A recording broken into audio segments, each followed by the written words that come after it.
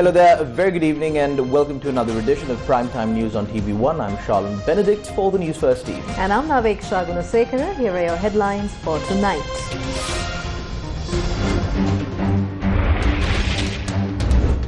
Deshabandhu Tennakon under remand custody till the 3rd of April. Court orders report on progress of investigations.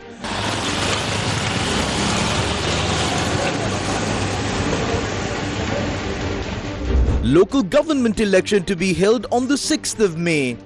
107 recognized political parties and 49 independent groups to contest. Naming of SJB's mayoral candidate for Colombo postponed till tomorrow. SLPP leave mayoral candidacy open. Many nomination lists rejected. Nomination list of the People's Alliance for Colombo and the UNP list for Sitavaka among the rejected lists. Did Aloysius distribute money from the bond scam among parliamentarians through wine stores? Another revelation in Parliament. Barriers in releasing vehicles imported from Japan removed via an extraordinary Gazette notification. On to those stories in detail now. Suspended Inspector General of Police Deshabandhu Tennakon was ordered to be remanded until the 3rd of April by Mathura Magistrate Aruna Buddhadasa today. The magistrate instructed the Mathura Prison Superintendent to take necessary measures to ensure the suspect's safety. Suspended Inspector General of Police Deshabandhu Tennakon was remanded until today after surrendering to the Mathura Magistrates Court yesterday. He was brought to Mathura Magistrate Aruna Buddhadasa today from the Anganukula Palace prison under heavy security. At approximately 1:45 p.m, Deshabandhu Tennakon was presented in handcuffs and placed in solitary confinement by prison officials.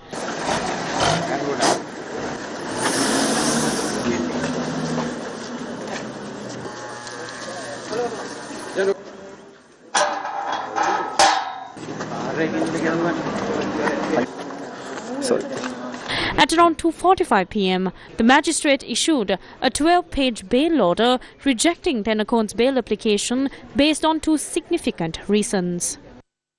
Quote, the Court of Appeal on the 17th of March rejected the relief sought by the suspect in the writ petition filed.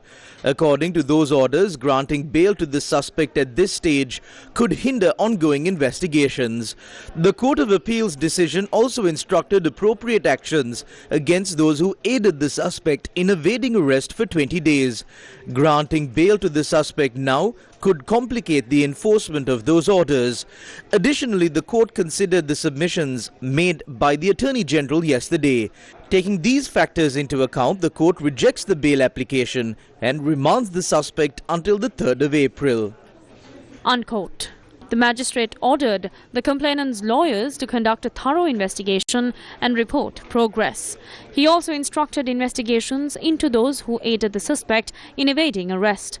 Additional Solicitor General Dilip Paris, representing the complainant, requested the court's permission to record statements from the suspect while in prison. He also requested an order to investigate the mobile phone used by the suspect during his time in hiding. The magistrate granted these requests. Quote of Additional Solicitor General Dilip Paris. Quote, Your Honour, this week has been significant in my professional career. On the 17th, I stated before the Honourable Court of Appeal Justice Lafa that this case's decision would be historic. Today I say before your court that the 82-page inquest report issued by your court on the 27th of February initiated this excellent investigation. The 12-page order issued today sends a strong message about the rule of law and the enforcement of justice. No one can commit crimes and hide behind power. Those who do should be cautious now. I came to this courtroom today with shame. Having to come to court under police protection is a sign of a state's failure. We need a safe environment to perform our duties. That is the true independence of the judiciary. I will not appear for this case in the future. However, I will provide necessary guidance and support to my junior officers for the investigation. I am appearing only against the 8th suspect in this case. I will not appear for the main case. Investigating officers must conclude this investigation immediately. Delaying investigations for various reasons will lead to justice being denied. Your Honour may also be transferred and these matters will be forgotten. Some officers deliberately delay investigations, leading to justice being obstructed. End quote. Additional Solicitor General Dileepa Perez stated that the other 6 individuals named as suspects in this case would surrender to the court tomorrow by filing a motion. Quote, Your Honour, if there is a politician or official above the main suspect, Deshabandhu Tennakone, they should also be investigated and arrested immediately. Therefore, I urge investigating officers not to delay such cases and to deliver justice promptly. End quote. The Mathura Magistrates Court revealed today that Deshabandhu Tennakone is being investigated under 9 charges.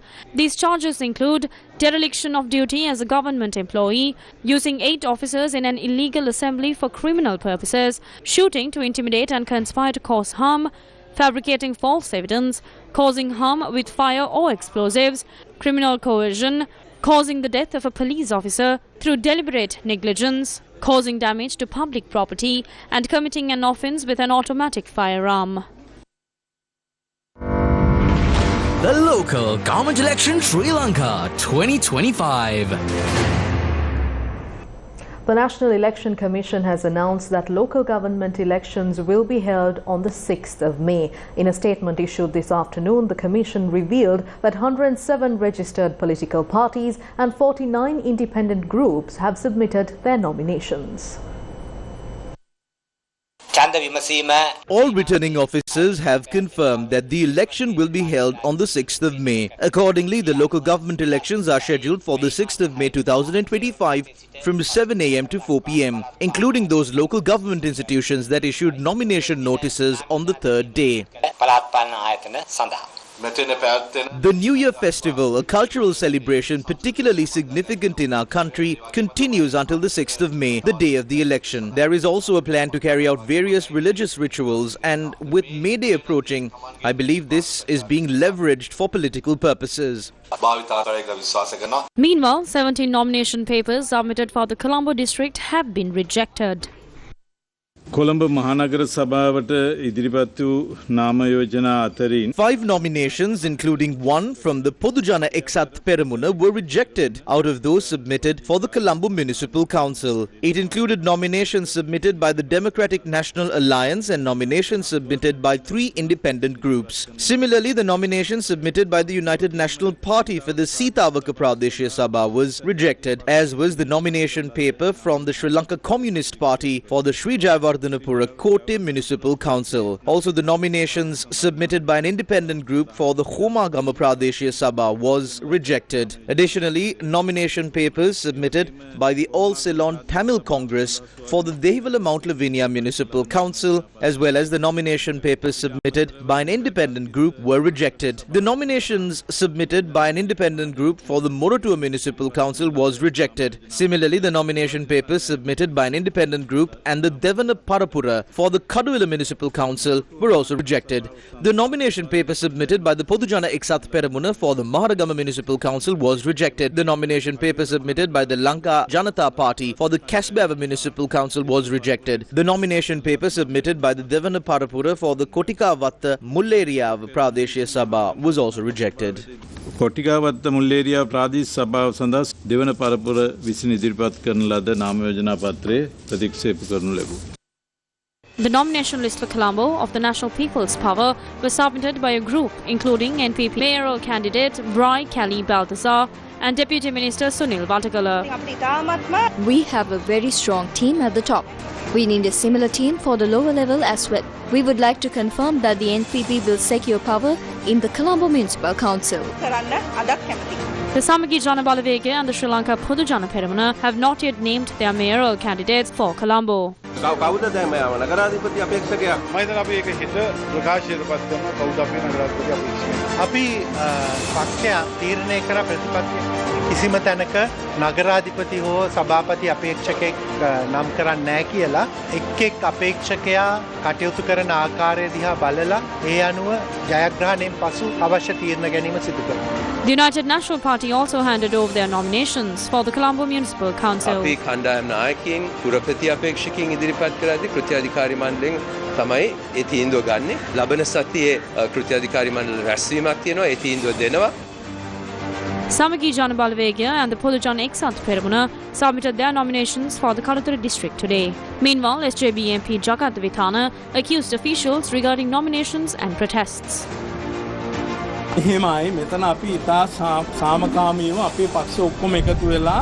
We were sitting here peacefully with all our members gathered together following the election laws. We submitted our nomination papers. At 12, they stopped and gave us 1.5 hours to protest. We protested, and after that at 1:45, they returned and displayed the nomination papers on the board. I then stood up and asked the Assistant Election Commissioner, "Isn't this illegal?" His response was that the staff provided to them was insufficient. I have evidence. It is clear that the Deputy Election Commission and the government agent violated the election laws. I state this with full responsibility. When the Kalathura district returning officer Janaka K. Gunawardana was questioned about the allegation, he confirmed that steps had been taken to notify higher officials. The returning officer emphasized that no wrongdoing had occurred and that sufficient time had been provided for objections. Under the leadership of senior members, the National People's Power, Samagi Janabalvega, People's Struggle Alliance, Sarva Janabalaya and Sri Lanka Podujana Peramuna all submitted their nominations for the Gampaha district.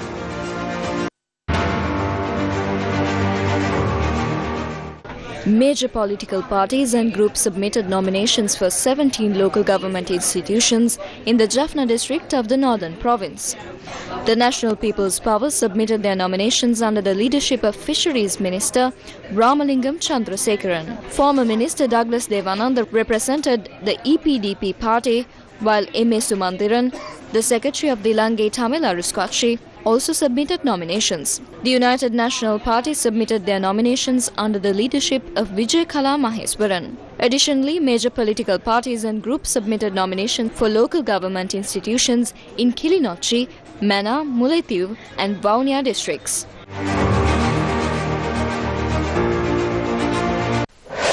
Newsfirst with the people. A renewed discussion has emerged regarding the infamous Battalanda torture chamber, where thousands of young people were illegally abducted, tortured, killed or disappeared during the period between 1988 and 1990. This discussion was sparked by the comments made by Ranil Wickremesinghe during an interview with Al Jazeera. A report on the Battalanda torture chamber prepared by a presidential commission has now been submitted to Parliament and is scheduled for debate on the 10th of April. The report reveals numerous crimes committed under the guise of suppressing insurgent activities.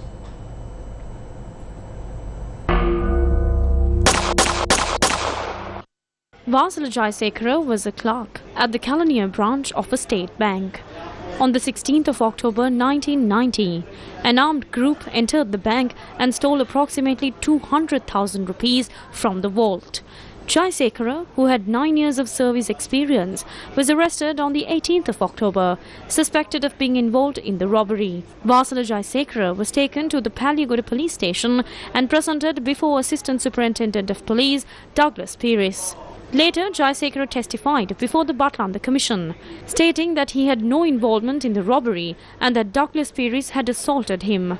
According to Jayasekara's testimony, he was taken to the upper floor of the police station, stripped naked and beaten by a group of police officers. During this time, chili powder was put in his eyes and his fingers were pricked with pins.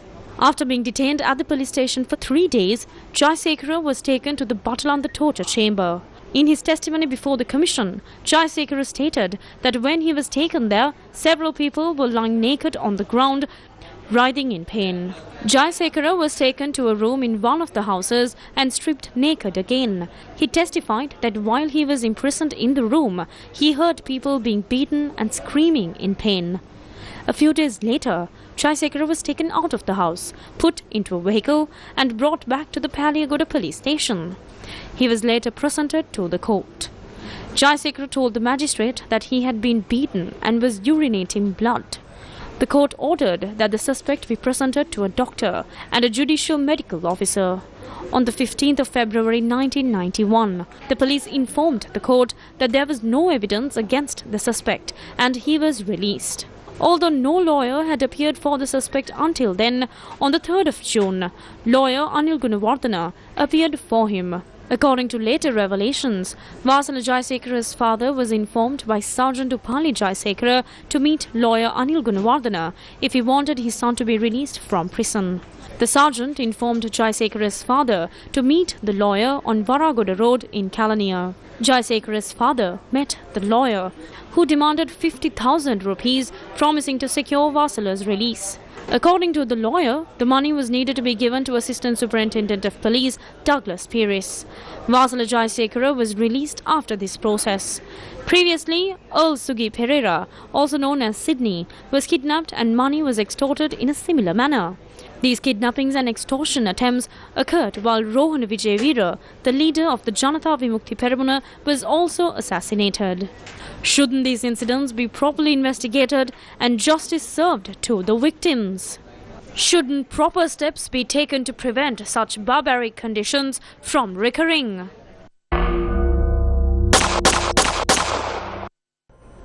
Deputy Minister Nalin Hevage asserts that certain defeated political groups are making various disruptive statements, including calls for strikes as the law takes its course on past crimes. He made this statement in response to remarks by Gotabaya Rajapaksa's former private secretary Sugishwara Bandara, who claimed that large-scale strikes would be organised after the Sinhala and Tamil New Year. A group, including former ministers and MPs facing various allegations, met with former President Ranil Wickremesinghe on the night of the 18th March. Subsequently, Gotabaya Rajapaksa's former private secretary, Sugishwara Bandara, clarified preparations for a strike following this meeting. A large-scale strike movement is planned across various sectors including health, education and postal services following the Sinhala and Tamil New Year. That will be the day Andhra Kumara Dissanayake will have to find places to hide. Meanwhile, the General Secretary of the Samagi Jana Balawege also expressed support for this statement today.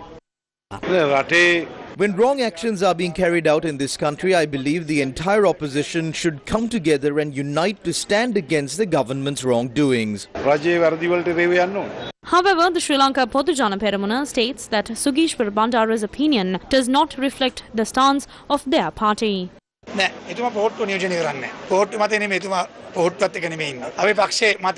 This is the response from the government. What can they really do? Those are just daydreams. In reality, there is no meaning for Gotabaya or Sugishwara to respond. A group that doesn't even know how many protesters will show up or when they will arrive near their homes, leading protests for the future, is nothing but a joke.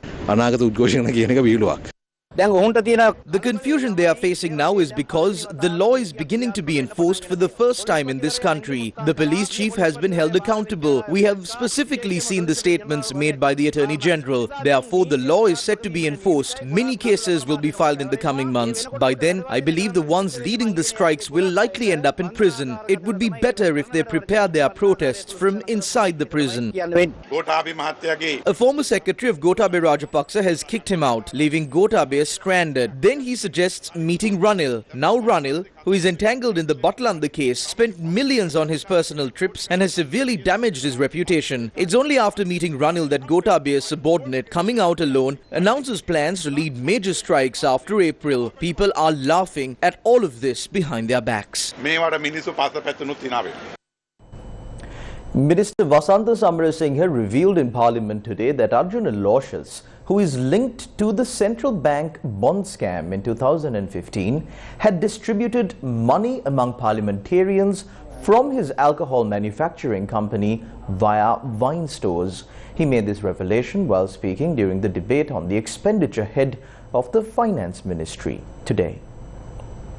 Perpetual Treasury Secretary Aloysius 1,098 million rupees was given to them from just one account at a private bank of perpetual treasuries by Arjun Aloysius and his father. There were 168 checks. You also know these details. Our government has to now conduct these investigations. This scam occurred in 2015 and now we are in 2025. When we took over the government at the end of 2024, they were asked to table the account details from which money was given to parliamentarians. MP Harsha was not able to table that. Investigations into this matter will continue in the future. Several names were revealed. These checks signed by Aloysius and his father were given from an account at Ceylon Bank. This is a famous story. There are several politicians who got money directly. In addition to that, money had also been distributed in some amazing ways. The money had been transferred to the wine stores. It was the wine stores that had settled the dues to politicians. If alcohol was purchased from the Mendes company, money has to be paid to the Mendes company. But the Mendes company has paid money to the wine stores. What is the other side of this deal? It is these wine stores that had paid MPs in the district. With the names of the people connected to this matter coming out, the owners of these wine stores will have to now give evidence as to why they were given checks by the Mendes company and who these checks were given to later. A check එක දුන්නේ කාටද කියලා හර්ෂ මන්ත්‍රීතුමා ඉස්සරහට හම්බුනාම අපි ගැන හෙළිදරව් කරයි. ඔය ලයිස්ට් එක දාන්න වසන්ත ඇමතුමායිලි. ඕක දාන්න. මගේ 100ක් මං එකඟයි. බොහොම ස්තුතියි. Thank you very much. We are not going to hold these lists back. We have only held office for 5 months. Not only the scams that happened during the past 10 years, but investigations into incidents that happened 15 years ago are also being done. Some people are trying to move forward and forget the past, but the past cannot be forgotten because these transactions must come to an end. The investigations into these incidents that destroyed this country and stole money from the general public must be concluded, and those responsible must be punished. The investigations into these matters are being carried out by our law enforcement agencies. We will continue that in the future. ඒවා අපි ඉස්සරහට කරනවා. Just 1 month after the change in government that occurred on the 8th of January 2015, allegations were levelled that several people profited in billions via an issuance of treasury bonds. It was later revealed that Arjuna Mahendran, the governor of the central bank at the time, had provided inside information to a company owned by his son-in-law Arjun Aloysius before the issuance of treasury bonds. An investigation by the Auditor General into this incident revealed that the immediate loss caused by this transaction to the Employees Provident Fund was 8 billion rupees. It was later revealed that then Prime Minister Ranil Wickremesinghe had appointed Arjun Mahendran, who was a Singaporean national, as the governor of the central bank amidst protests even from members of the cabinet.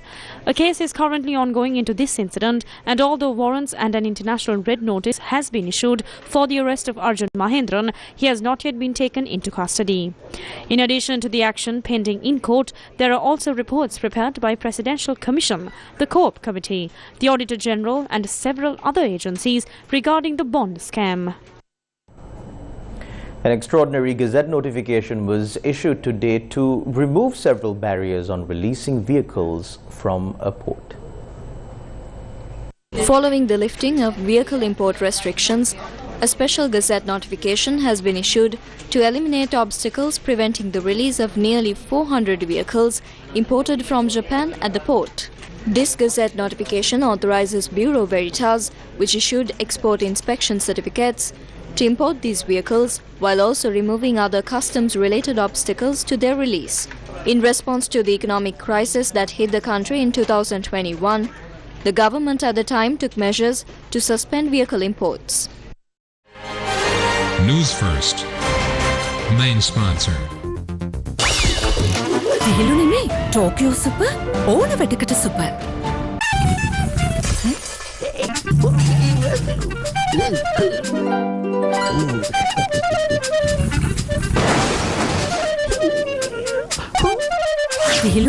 Tokyo Super, ඕන වැඩකට super. International media reported that unredacted files related to the assassination of President John F. Kennedy in 1963 claimed that the CIA maintained a secret base in Colombo, among other cities in the world.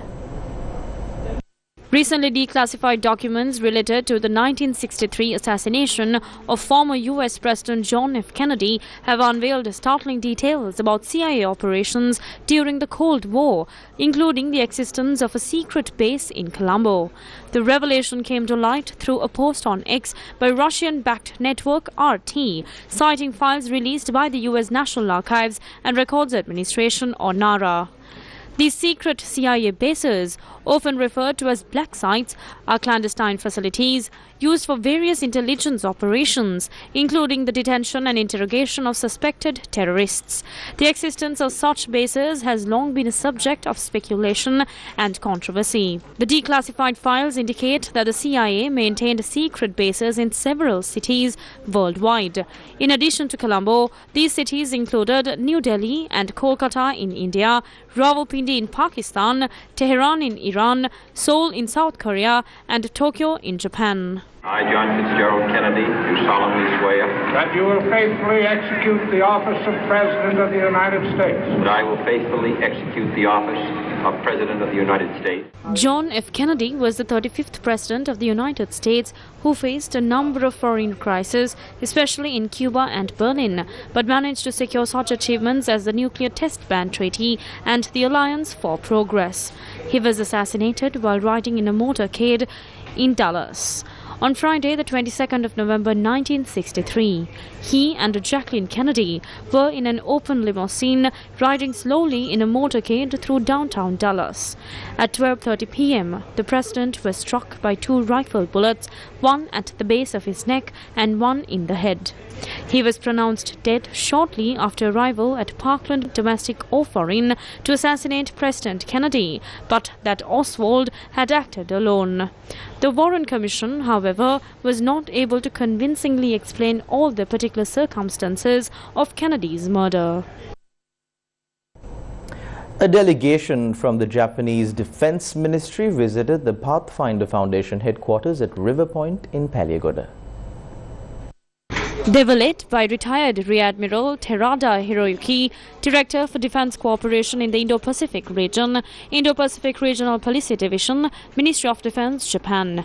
The delegation met with founder Milinda Morogoda, Chairman Bernard Gulutilaka, and senior members of the organization. This visit was part of an ongoing dialogue and exchange of ideas between the Pathfinder Foundation and the Japanese government on areas of mutual interest related to the Indian Ocean region. Japan has been a regular sponsor of the biennial Pathfinder Indian Ocean Security Conference, a pioneering initiative first launched by the foundation in 2019.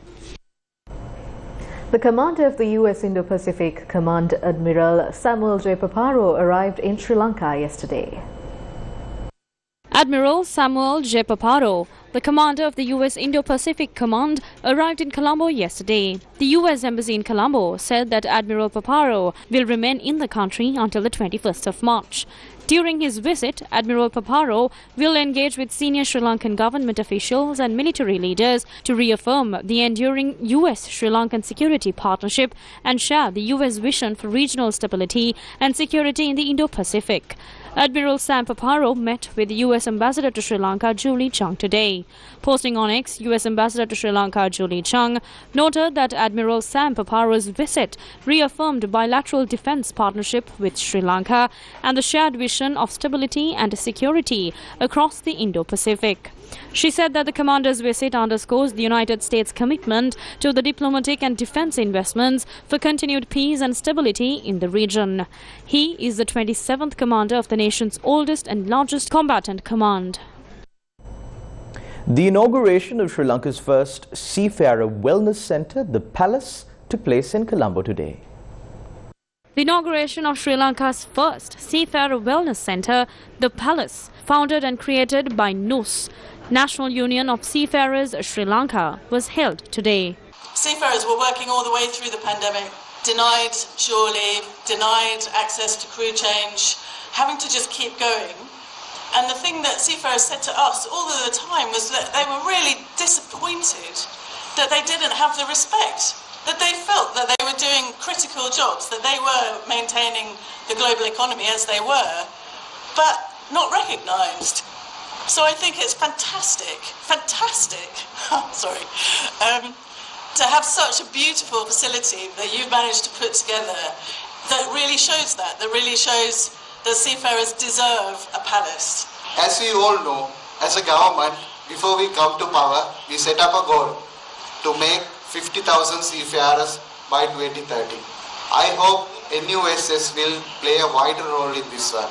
This month, we will be appointing new committee with all the stakeholders and all the crewing companies and shipping lines, including all the stakeholders. We are going to appoint a new ministerial committee. So they will lead us to this target. Because we all know, instead of sending housemaid to outside, we can send professionals. That's how we have to gain our foreign exchange. That is our belief. Even as like President's personal interested in this field as a maritime industry, we are focusing on three main industries at the moment initially: tourism, maritime and agriculture. So as we all know, we are a cargo hub, but we are not a maritime hub. To become a maritime hub, only the cargo will not help. So I think seafarers will play a significant role in this one. And the maritime industry workforce will play a significant role in this Sri Lankan economy for the thriving of Sri Lankan economy. Every seafarer whose dedication has kept Sri Lanka's economy moving forward through both smooth and turbulent waters, as the Newsfirst president was alluding to so poetically a few minutes ago. Today we recognize their contributions, we acknowledge the challenges, and we reaffirm the commitment to their well-being. The ILO has worked closely with NUS and Sri Lankan authorities to advance workers' rights and ensure fair working conditions for seafarers over the years. Trade unions are critical for serving those needs and assuring the rights and welfare of workers. Also with NUS, ILO has focused on ensuring compliance with the ILO Maritime Labour Convention, the MLC, which promotes fair wages, safe working conditions, and social protection for seafarers. And Sri Lanka ratified the MLC in 2016, making a strong commitment to protecting the rights of tens of thousands of seafarers here in Sri Lanka. And this was a significant step in ensuring that Sri Lankan seafarers receive the right protections and that all ships calling at its ports comply with global maritime standards. This new wellness center provides much more than lodging.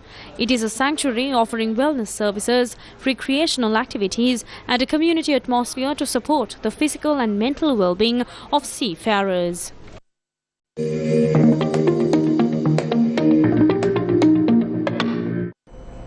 Manchi, Sri Lanka has been honoured with 4 prestigious Slim Kanta People's Awards for the year 2025. Slim Kanta People's Biscuit Brand of the Year. And the winner is Manchi. Manchi, Sri Lanka has made a remarkable achievement, winning 4 prestigious Slim Kanta People's Awards for 2025. The brand received recognition in the categories of FMCG Brand of the Year, Youth Choice FMCG Brand of the Year, Biscuit Brand of the Year and Snack Brand of the Year.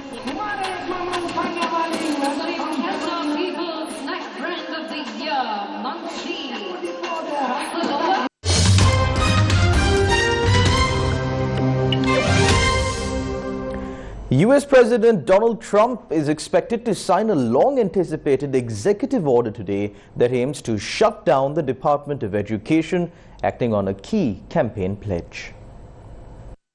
Even before it was signed, the order was being challenged by a group of Democratic state attorneys general who filed a lawsuit seeking to block Trump from dismantling the department and halt the layoffs of nearly half of its staff announced last week. The NAACP, a leading civil rights group, also blasted the expected order as unconstitutional. Trump and his billionaire advisor Elon Musk have attempted to shut down government programs and institutions such as the U.S. Agency for International Development, without congressional approval. But abolishing the Department of Education would be Trump's first bid to shut down a cabinet-level agency. Trump cannot charter the agency without congressional legislation, which could prove difficult. Trump's Republicans hold a 53-47 majority in the Senate, but major legislation, such as a bill eliminating a cabinet-level agency, would need 60 votes and thus the support of 7 Democrats to pass. Senate Democrats have given no sign they would support abolishing the Education Department. At least 71 Palestinians, including women and children, have been killed in pre-dawn attacks by Israel in the north and south of Gaza territory. The latest killings in the Gaza Strip will add to the Gaza Health Ministry's death toll of some 436 Palestinians, including 183 children, killed since Israel shattered the ceasefire on Tuesday. As Israeli ground troops joined the attack on Gaza, Israel's Prime Minister Benjamin Netanyahu warned of a larger and stronger front in the occupied West Bank, in addition to fierce war against Hamas in the Gaza Strip. In a statement cited by the Palestinian Information Center, Hamas spokesman Abdul Latif Al-Kanu said the group remains committed to the original ceasefire framework signed in January and is engaging with mediators to compel Israel to adhere to it and halt its renewed assaults. Gaza's health ministry says at least 49,547 Palestinians have been confirmed dead and 112,719 wounded in Israel's war on Gaza. Gaza's government media office updated its death toll to more than 61,700, saying thousands of Palestinians missing under the rubble are presumed dead. At least 1,139 people were killed in Israel during the Hamas-led 7th of October 2023 attacks, and more than 200 were taken captive.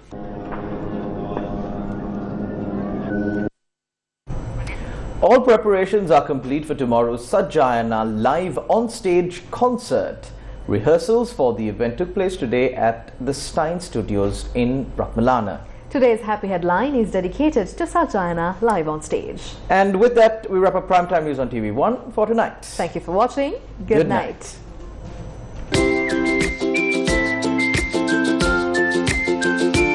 Happy headlines. The Sajjayana live on stage concert, featuring 18 talented singers from the Sajjayana program on Sirasa TV, will take place tomorrow at 7 p.m. at Stein Studios, Ratmalana. Enjoy timeless songs of cinema from the 60s, 70s, 80s and 90s, reimagined in a vibrant, fresh style. Tickets are available online through ticketsministry.com, at the Stein Studios in Ratmalana and at the Sirasa head office in Colombo too. For more details, contact 077 177 5977. The stage will also showcase several rising stars delivering memorable performances to the live music of Ayu. ලංකාවේ තිබ්බ ලස්සන ගීත ගොන්නක් ඔයාලට පුළුවන් හිට රස විඳින්න. ඉතින් ඔයගොල්ලන් හැමෝටම ආරාධනා කරනවා එන්න ඒ ආදරණීය ගීත විඳින්න.